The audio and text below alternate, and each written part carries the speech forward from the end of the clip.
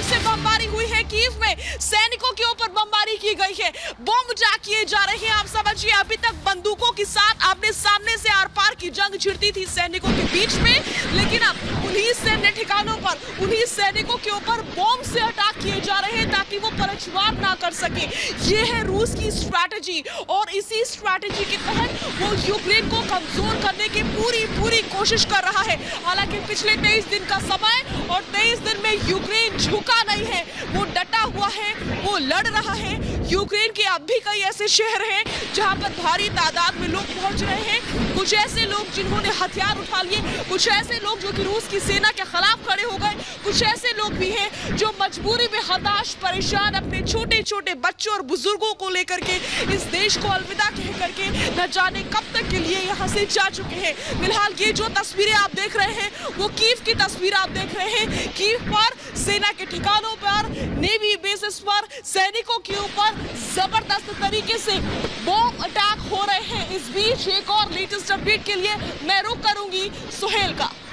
जी शाजिया बने रहिए हमारे साथ, आपके पास आएंगे, लेकिन दर्शकों को कीव की ताजा तस्वीरें दिखाने जा रहा हूं। कीव पर जो हमले अभी भी जारी हैं उसकी तस्वीरें मैं आपको दिखाने जा रहा हूं। देखिए जरा राजधानी की स्थिति क्या है।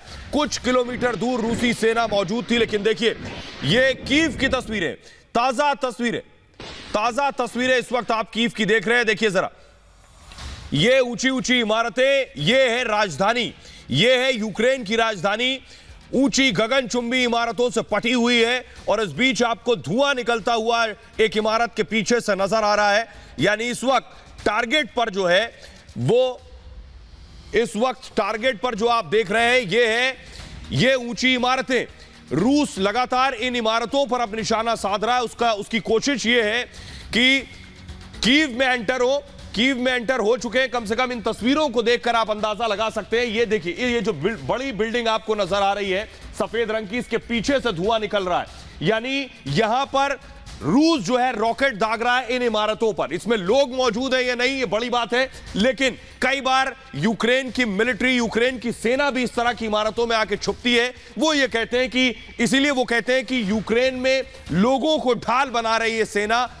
हम मिलिट्री पर, हम सेना पर बॉम्ब गिराते हैं, लेकिन सेना जो है वो लोगों को ढाल बना रही है, इसलिए वो इन बिल्डिंग्स पर रॉकेट दागते हैं। ये इस वक्त आप कीव की तस्वीर देख रहे हैं, कैपिटल की तस्वीर देखिए। यहां से वहां तक ऊंची इमारतें हैं। ये बताता है कि बड़ा शहर है, कैपिटल है। यहां न सिर्फ जेलेस्की का अपना प्रेसिडेंट हाउस है, बल्कि उसके अलावा जितने सरकारी दफ्तर हैं वो भी इसी कीव में मौजूद हैं। ये जो इमारतें, इन इमारतों तक अब तक रूसी सेना बेशक न पहुंची हो। और हमारे साथ शाजिया सीधे लवीव से बनी हुई है। शाजिया बताइए, आपके पीछे मैं देख रहा हूं वर्दी में कई फौजी भी नजर आ रहे हैं। लवीव में क्या चल रहा है? कीव से ज्यादा दूर है नहीं, और आज ही मैंने सुबह देखा शाजिया कि बहुत से रॉकेट जो है वो लवीव पर आकर गिरे। बहुत सी एयर स्ट्राइक जहां आप मौजूद है वहां भी हुई है। बिल्कुल, ये भी एक ब्रेकिंग इनपुट है सुहेल। अभी तक लवीव में किसी तरह का कोई हमला नहीं हुआ था, लेकिन बीती रात ही यहाँ पर भी जो एयरपोर्ट है वहां पर सेना के जो खराब हुए विमान है वो उनकी मरम्मत होती थी, वो ठीक होते थे, उस जगह पर जबरदस्त तरीके से अटैक किया गया है, जिसकी बात से इस समय लवीव में भी दहशत का माहौल है। जबकि लवीव में सभी शहरों से भागे हुए लोग पहुंच रहे थे ताकि वो खुद को महफूज कर सके, लेकिन अभी इस समय लवीव में भी सिचुएशन बहुत ही ज्यादा टेंस बनी हुई है। और इसीलिए ब्रेकिंग इनपुट लवीव से यह है कि कई सारी प्रेस कॉन्फ्रेंसेस बुलाई गई है, जो मेयर है वो भी मीडिया को संबोधित करेंगे। इस बीच हमें खार्किव से बड़ी जानकारी मिल रही है। खार्किव में रूसी सेना का जो काफिला था वो दाखिल हो रहा था, लेकिन उसी को रोका गया है। ये बड़ी जानकारी इस समय खार्किव से आप देख रहे हैं आपकी टीवी स्क्रीन पर।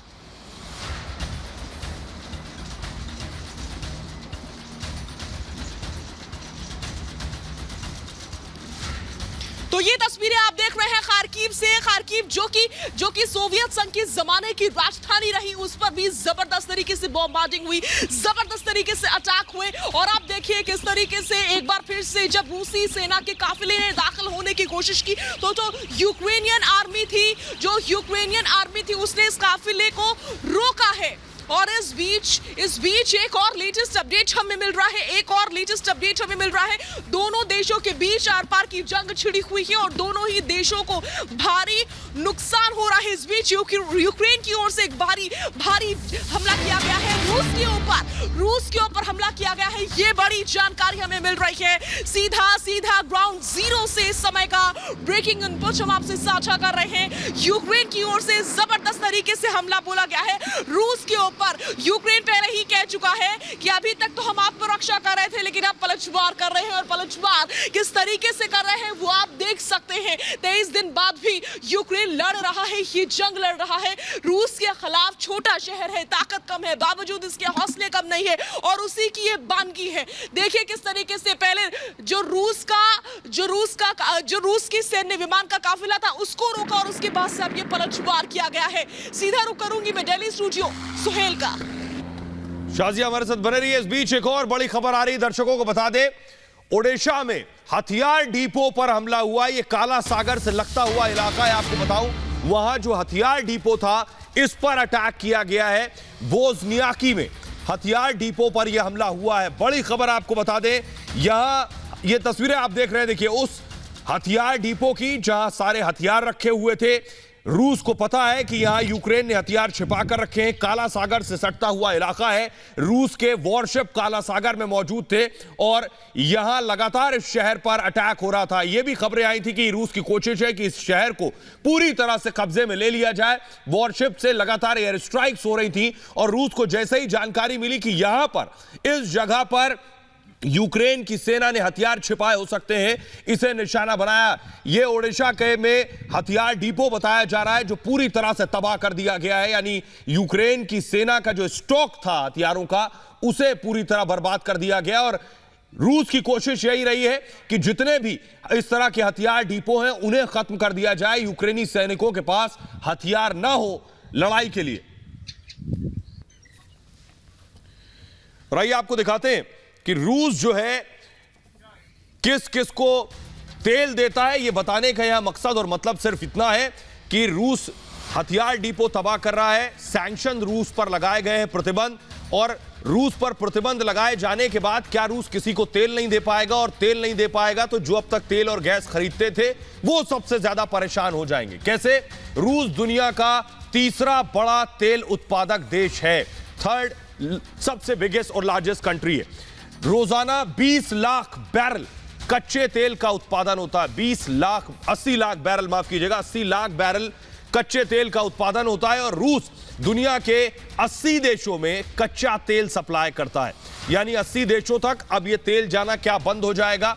और अगर 80 देशों में यह तेल नहीं जाएगा तो तेल की किल्लत होगी, तेल के दाम बढ़ेंगे, सीधे डीजल, पेट्रोल और गैस के दाम बढ़ेंगे। यूरोप को 25% तेल रूस से जाता है। यूरोप को सोचिए, जो यूरोप रूस पर प्रतिबंध लगा रहा है।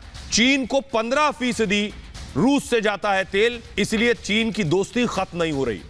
इसके अलावा रूस भारत को केवल 3% तेल निर्यात करता है। यानी भारत के लिए एक अच्छी खबर यह है कि अब तक सिर्फ 3% जो ऑयल और गैस है वो रूस से मिलता है और रूस चाहता है भारत और ज्यादा तेल आयात करे। रूस से इस वक्त कोई तेल नहीं खरीद रहा है, तो अब रूस को है कि भारत ज्यादा तेल खरीदे, हो सकता है सस्ते दामों पर भी वो भारत को दे। रूस भारत को सस्ता तेल देने को भी तैयार है। देखिए, रूस तैयार है कि जो तेल उसे दूसरे देशों से, अमेरिका और दूसरे देशों से मिलेगा, मिडिल ईस्ट से मिलेगा, उससे कहीं ज्यादा सस्ता तेल देगा। रूस भारत को सस्ता तेल देने को भी तैयार हो गए। शाजिया हमारे साथ लगातार बनी हुई है यूक्रेन से।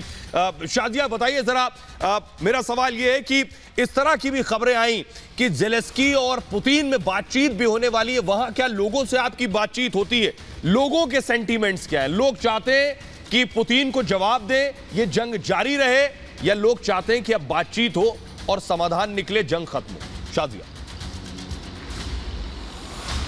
देखिए सुहेल, लोगों के सेंटिमेंट्स की आपने बात पूछी तो कल मैं राहत शिविरों में गई थी, रेलवे स्टेशंस पर गई थी, जहां पर बड़ी तादाद में लोग पहुंचे हुए थे और लोगों का हमसे आकर ये कहना था नो टू वॉर। लोग नहीं चाहते कि ये जंग हो, और ये जंग हो भी रही है तो खत्म हो जानी चाहिए, क्योंकि हजारों लाखों घर ऐसे हैं जो कि बर्बाद हो चुके हैं, हजारों लाखों लोग, बच्चे बेघर हो चुके हैं। ये सिचुएशन अभी इस समय यहाँ पर बनी हुई है। इस बीच ब्रेकिंग इनपुट हमें सुहेल ये मिल रहा है कि यूक्रेन ने रूस को एक बार फिर से पलटवार किया है और जबरदस्त तरीके से हमला बोला है। मिसाइल के जरिए ही यूक्रेन का हमला था। इस समय की बड़ी जानकारी हम अपने दर्शकों से ग्राउंड जीरो से यूक्रेन से साझा कर रहे हैं कि एक बार फिर से पलटवार किया है, एक बार फिर से पलटवार किया है यूक्रेन ने रूस के ऊपर। और ये तस्वीरें देखिए कितनी जबरदस्त मिसाइल अटैक था। ये मिसाइल अटैक था और मिसाइल अटैक के जरिए दबाव बनाने की कोशिश और ये दिखाने की कोशिश कि तुम कितना भी कर लो, हम झुकने वाले नहीं है, पीछे हटने वाले नहीं है,